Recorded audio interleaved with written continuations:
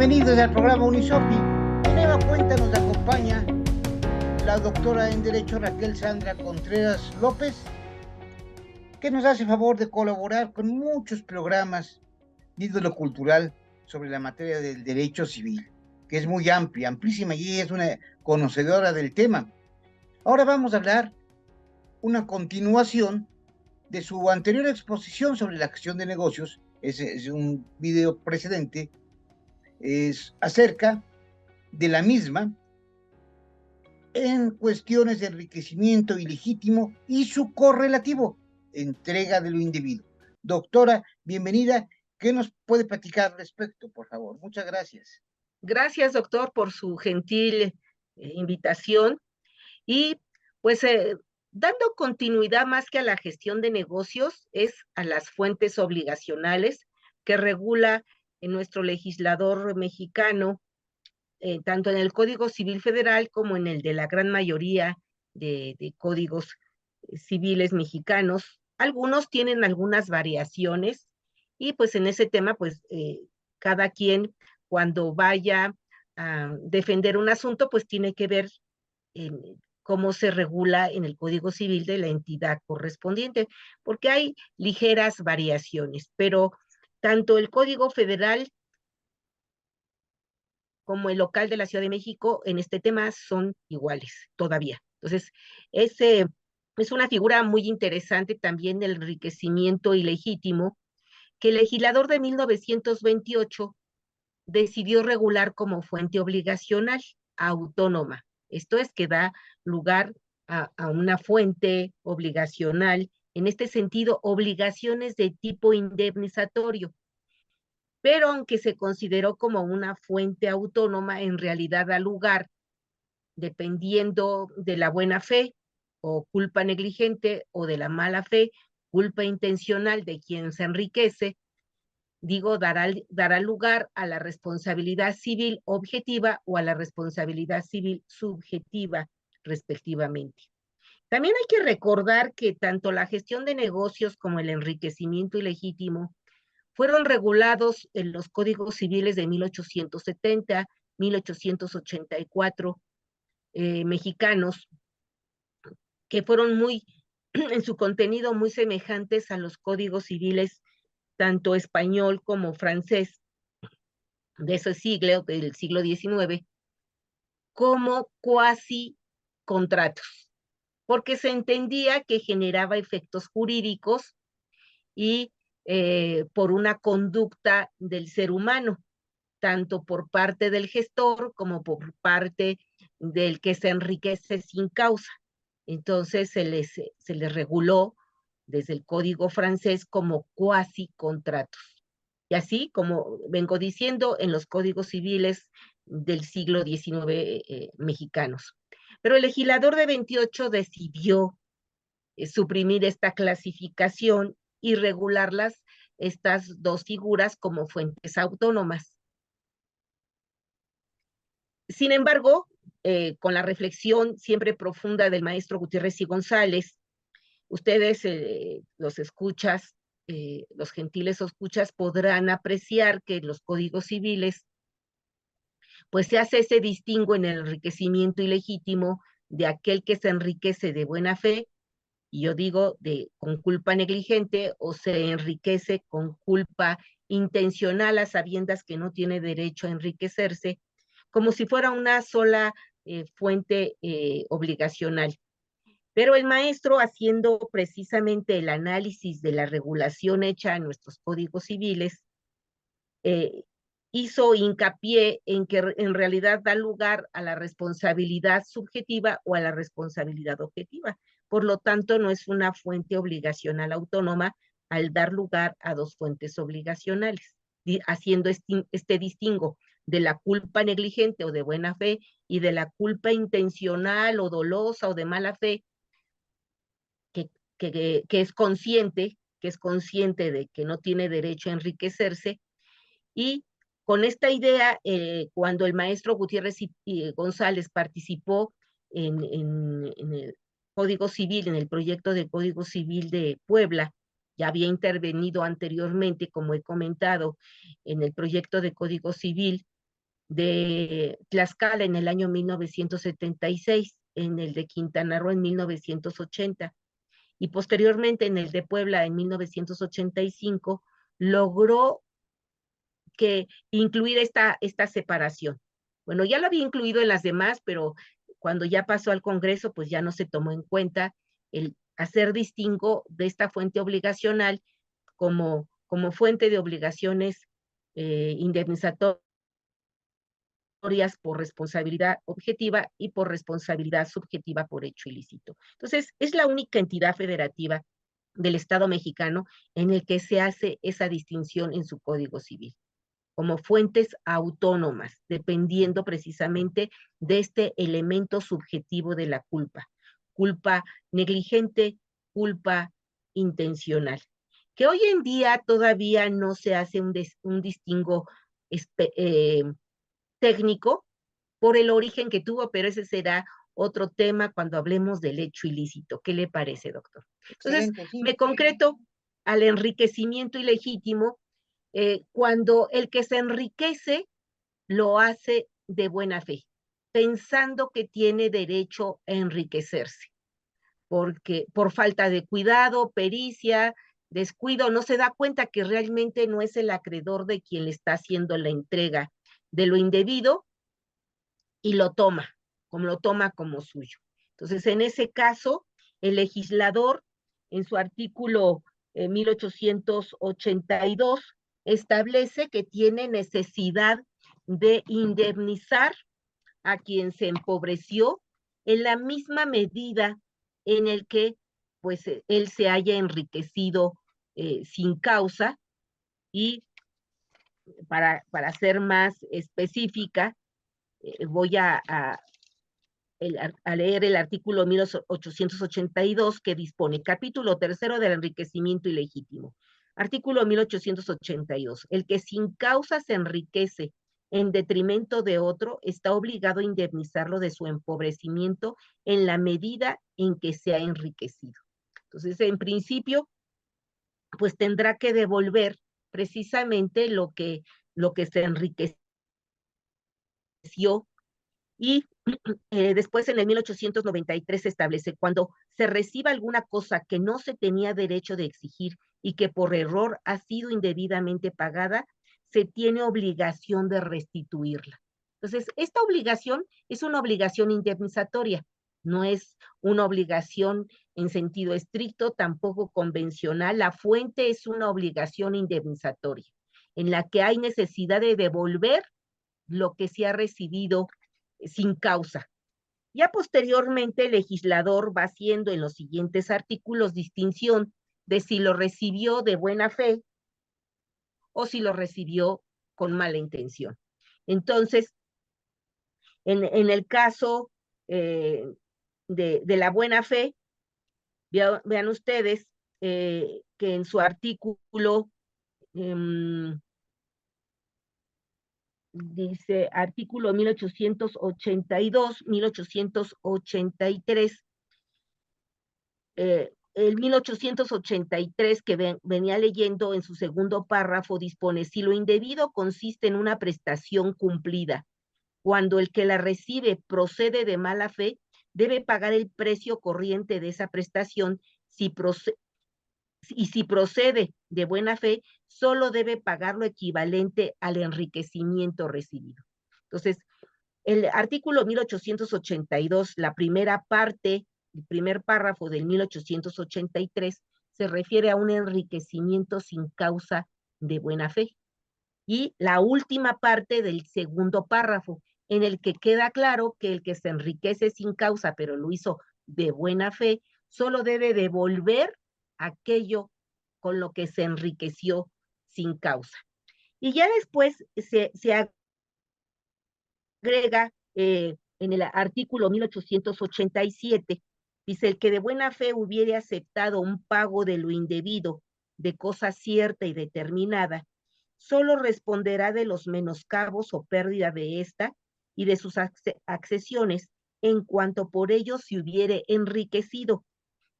Si la hubiere enajenado, restituirá el precio o cederá la acción para hacerlo efectivo. Entonces, solo responderá, pues, si la cosa se perdió, se deterioró, estando en su poder, y solo en la medida en lo que le haya beneficiado ese tiempo en que tuvo la cosa. Y después, en un artículo posterior, en el artículo 1889, en este mismo sentido se agrega, el que de buena fe si hubiere, el que de buena fe hubiere aceptado un pago indebido, tiene derecho a que se le abonen los gastos necesarios y a retirar las mejoras útiles, si con la separación no sufre detrimento la cosa dada en pago. Si sufre, tiene derecho a que se le pague una cantidad equivalente al aumento del valor, de valor que recibió la cosa con la mejora hecha. Entonces, tiene la obligación de indemnizar al que entregó de manera indebidamente la cosa, eh, de aquel deterioro que hubiera sufrido, y solo en la medida en la que se hubiera enriquecido o beneficiado. Pero como actuó de buena fe, va a tener derecho a que se le abonen los gastos que hubiere hecho respecto de la cosa, y en su caso a retirar esas mejoras útiles si con ese retiro no le origina un detrimento patrimonial a la cosa. Si fuera el caso, entonces se le deberá de pagar el precio corriente de esas mejoras útiles. Y en este punto, pues habría que distinguir qué es una mejora útil, qué es una mejora necesaria y qué es una mejora voluntaria. Entonces, en este caso, la mejora útil es aquella que incrementa el valor de la cosa, no solamente aquella que se hace para mantenerla en estado de servir de acuerdo a su naturaleza, sino aquella que incrementa el valor económico de la cosa, incrementa su plusvalía. Entonces, el que se enriquece de buena fe o con culpa negligente porque pues no verificó que no tenía derecho a enriquecerse, entonces pues tiene derecho también a recuperar lo que invirtió en la cosa o a indemnizar si la cosa sufrió un deterioro, pero solo en la medida en que se hubiera enriquecido. También el legislador establece, déjeme, en el 1890, queda libre de la obligación de restituir el que creyendo de buena fe que se hacía el pago por cuenta de un crédito legítimo y subsistente, hubiese inutilizado el título, dejado de prescribir la acción, abandonando las prendas o cancelando las garantías de su derecho. El que paga indebidamente solo podrá dirigirse contra el verdadero deudor o los fiadores respecto de los cuales la acción estuviera viva. Entonces, se ve como el legislador en este caso, sobre la idea de una responsabilidad civil objetiva, sí, establece la necesidad de indemnizar, pero solo en la medida en el que la persona se hubiera enriquecido, inclusive, como comento, teniendo el derecho a ser indemnizado de esos gastos, pudiendo retirar las mejoras y, de no ser posible, ser indemnizado del valor de las mismas. Y si hubiera, pensando que era suyo el derecho y lo hubiera dejado prescribir, hubiera perdido las garantías o demás, también se le libera de la obligación de indemnizar. En cambio, si se enriquece sabiendo que no tiene derecho a enriquecerse, pues la situación cambia porque ahí ya será un hecho ilícito. Y el legislador en el artículo 1893, en el primer párrafo, señala, no, el 1884, perdón, el que acepte un pago indebido, dice, el que acepte un pago indebido, si hubiere procedido de mala fe, deberá abonar el interés legal cuando se trate de capitales o los frutos percibidos y los dejados de percibir si las cosas, de las cosas que los produjere. Además, responderá de los menoscabos que la cosa haya sufrido por cualquier causa y de los perjuicios que se irroguen al que la entregó hasta que la recobre. No responderá del caso fortuito cuando éste hubiere podido afectar del mismo modo a las cosas hallándose en poder del que se las entregó. Entonces, como se ve ahí el legislador tratándose de un enriquecimiento que llaman sin causa, pero en realidad la causa es el hecho ilícito de saber que no tenía derecho a enriquecerse y se enriquece. Entonces allí deberá devolver lo que se enriqueció, con lo que se enriqueció de manera indebida e ilícitamente, abonando inclusive los frutos que percibió y los que hubiera tenido que haber percibido, y además deberá de pagar daños y perjuicios. Entonces se ve cómo el legislador allí, en el caso de la indemnización, pues la aumenta porque se hizo un enriquecimiento de mala fe por una conducta ilícita. Por Son ello dos es que cosas diferentes, ¿verdad, doctora? son dos Ilegítimo, cosas ilícito, pago de lo indebido, pues son dos cosas, son cosas diferentes, ¿no? distintas, ¿sí? Y el pago de lo indebido, el maestro Gutiérrez y González, en su libro Derecho de las Obligaciones, lo menciona como una especie del enriquecimiento ilegítimo, cuando en realidad no es una especie, es un correlativo, porque si el que se enriquece lo hace sin causa, pues el que entrega una cosa, pues también puede hacerlo sin causa o de buena fe, o con culpa negligente, o con causa, sabiendo que a quien paga no es su acreedor, para efecto de evadir el pago a quien realmente es su acreedor. Entonces ahí la causa también es el hecho ilícito. Y algo interesante es que el legislador habla del pago de lo indebido, y también es una expresión indebida, aprovechando la palabra, porque, o falta de técnica jurídica, porque pago es cumplimiento efectivo de una obligación. Y en este caso, pues no se da el caso, no se da el supuesto. En realidad se llama, o se debería de llamar, una entrega de lo indebido. Entonces, quien entrega pensando que le está entregando a su acreedor, porque ve que esa persona tiene la posesión del crédito y por lo tanto lo está haciendo de buena fe, el legislador en el artículo 2076 establece que se le deberá considerar libre de la responsabilidad del pago y considerar que lo está haciendo en tiempo. El legislador establece en el 2076 el pago hecho de buena fe al que estuviese en posesión del crédito, liberará al deudor. Entonces, si lo hace de buena fe porque lo entregó pensando que esa persona es el acreedor porque está en posesión del crédito, pensemos, porque tiene los recibos, y al estar cobrando piensa que pues es el acreedor porque tiene los recibos. Entonces, en ese caso, pues se le considera liberado de la obligación en tiempo, esto es, no se le considerará en mora. Y más adelante también el legislador establece eh, eh, que en el artículo 1891, la prueba del pago incumbe al que pretende haberlo hecho.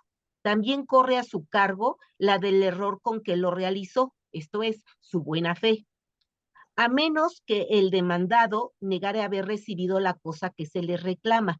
En este caso, justificada la entrega por el demandante, queda relevado de toda prueba. Esto no limita el derecho del demandado para acreditar que le era debido lo que recibió.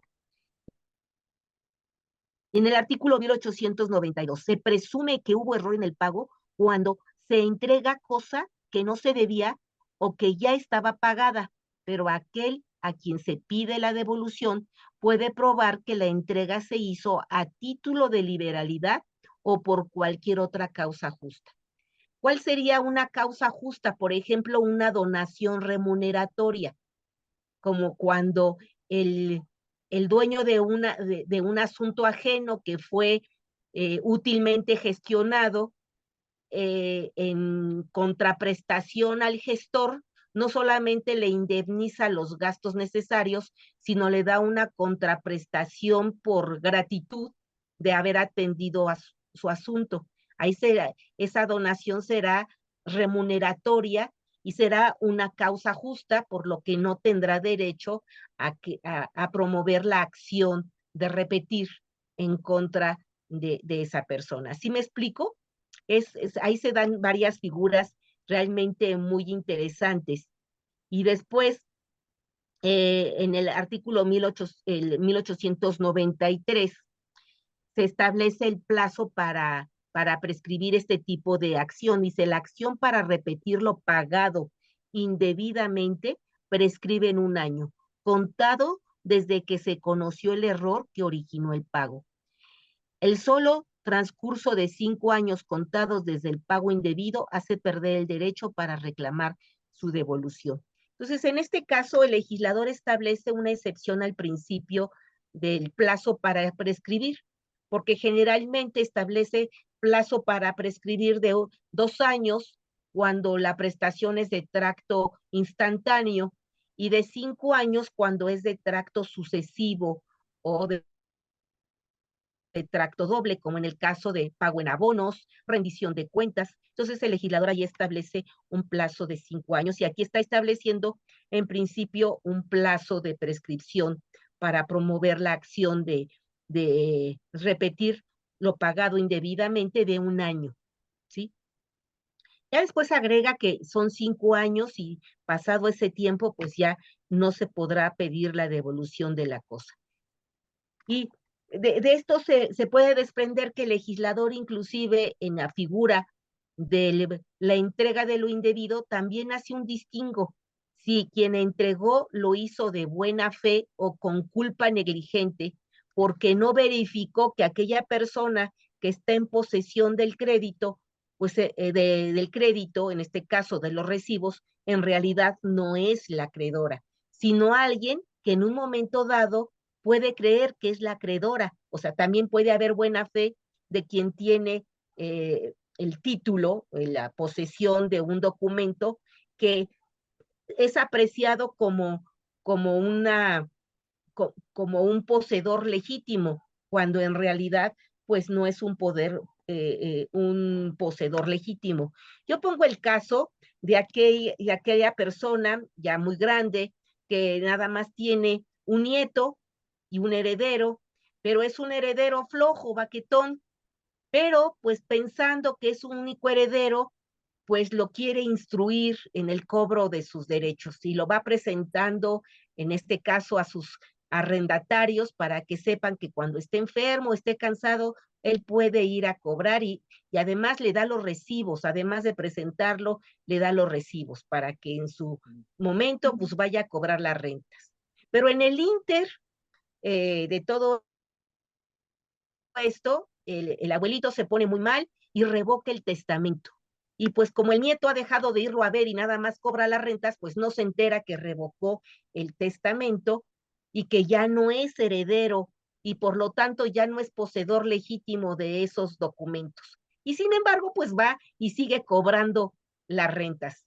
Y aquellas personas que pagan, pues están pagando a quien está en posesión del crédito, aquellas que pues el nietecito trae los recibos y le sigue cobrando la renta y ellos le siguen pagando la renta porque consideran que es el legítimo heredero del señor que murió y no investigan si realmente pues él sigue siendo el heredero, porque sabemos que en un momento dado el deudor puede consignar el pago de su obligación cuando duda de quién es el verdadero acreedor de esa obligación. Y entonces, pues ahí está la posibilidad de que el arrendatario, antes de hacer pago de la renta, pues verifique si esa persona que tiene los recibos sigue siendo el heredero. Pero normalmente las personas confiamos de buena fe. Entonces, en ese caso, vean ustedes que se podría dar la buena fe por parte de los arrendatarios que están viendo que la persona está en posesión del crédito porque trae los recibos para cobrar la renta. Entonces, en ese caso, puede haber buena fe, o bien puede ser que los arrendatarios ya sepan que no es el heredero porque saben que revocó el testamento y a pesar de eso le hacen pago a esa persona. Pues ahí habría una entrega de lo indebido con la causa de saber que esa persona ya no es titular de ese derecho. Entonces, sí, en muchas ocasiones se puede incurrir en culpa negligente por no revisar, por no ser acuiciosos tanto al recibir como al hacer entregas. Habría que revisar para que no se dé la figura de la entrega, sí, del enriquecimiento ilegítimo de buena fe o culpa negligente y de la entrega de lo indebido de buena fe o culpa también negligente, o el correlativo cuando hay mala intención o culpa intencional o dolosa, en el que los efectos pues ya serían otros, porque pues el que entrega lo indebido sabiendo que a quien entrega no es su acreedor, pues se le considerará pues en destiempo respecto a quien sí le debía de pagar. Entonces, pues ahí ya habrá mora y las responsabilidades que en cada caso proceda. Entonces, es una figura muy interesante. También en este apartado se regula lo que antes se consideraba como que la acción de que nadie tiene derecho a argumentar en su beneficio un hecho ilícito, que en los códigos civiles anteriores se regulaba de manera absoluta y nadie podía argumentar en su defensa un hecho ilícito. Sin embargo, el legislador de 28 decidió mediar esa imposibilidad y hoy en día quien comete un hecho ilícito puede exigir que se le devuelva el 50% de esa conducta y el otro 50% tiene derecho a recibirle el Estado a través de la beneficencia pública. Y así se establece en el artículo 1895. El que el que se hubiere entregado para la realización de un fin que sea ilícito o contrario a las buenas costumbres, no quedará en poder del que lo recibió. El 50% se destinará a la beneficencia pública y el otro 50% tiene derecho de recuperarlo el que lo entregó. Entonces vemos cómo es allí interesante. El legislador de 28 pues decidió regular una situación que media, entonces ya no se da la acción absoluta de que quien cometa un hecho ilícito pues no tiene derecho a argumentar en su defensa precisamente eso hecho ilícito. Sí en este caso, hoy en día, pues sí tendría derecho para recuperar el 50% de lo que entregó para la realización de un fin que sea ilícito o contrario, como dice el legislador, a las buenas costumbres. Entonces, pues ya en cada caso se deberá de valorar por la autoridad judicial qué alcance tiene la ilicitud, porque no toda conducta ilícita genera el mismo efecto, y eso va a depender de cada caso. Hay ilícitos que generan nulidad absoluta, otros nulidad relativa, en otros podría declararse, si no se promueve en tiempo la acción de nulidad, pues que sea la conducta ilícita, pero no nula.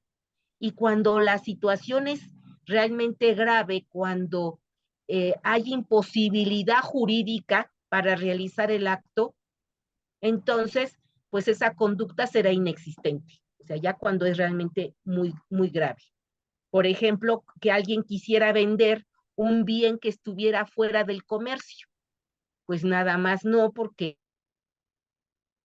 si está fuera del comercio, pues no puede ser objeto entre particulares. Entonces, muy distinto, por ejemplo, sería que la cosa estuviera afectada al régimen de inalienabilidad, como en el caso del patrimonio de familia.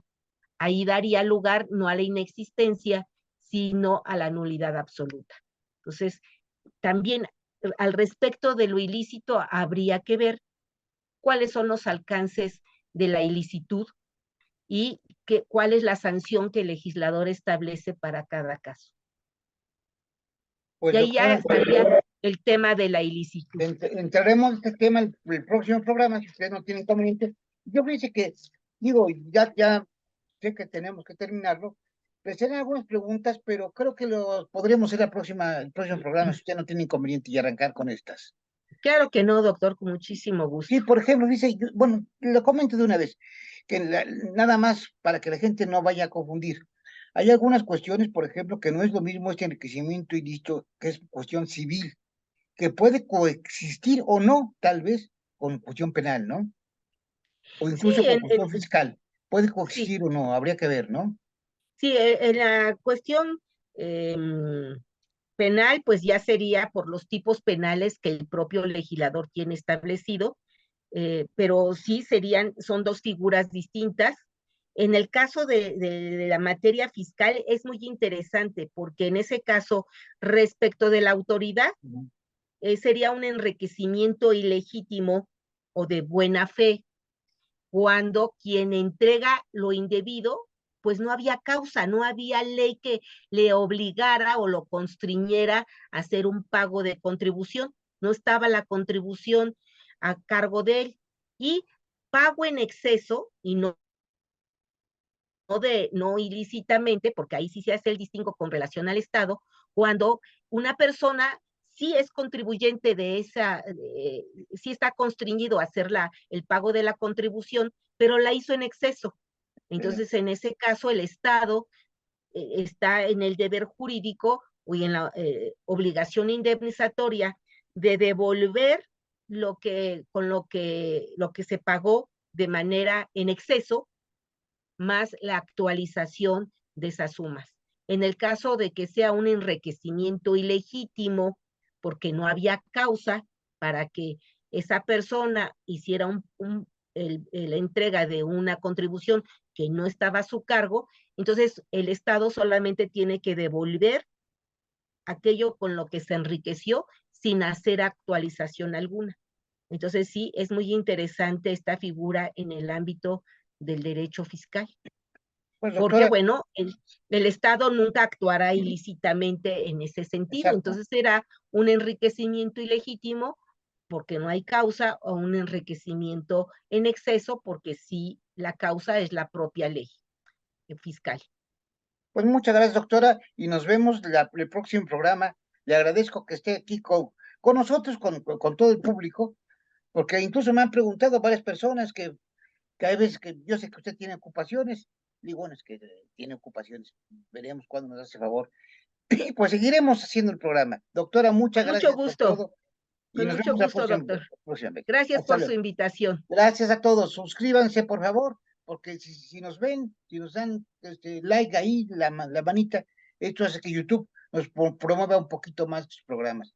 Gracias y hasta la próxima. Hasta la próxima.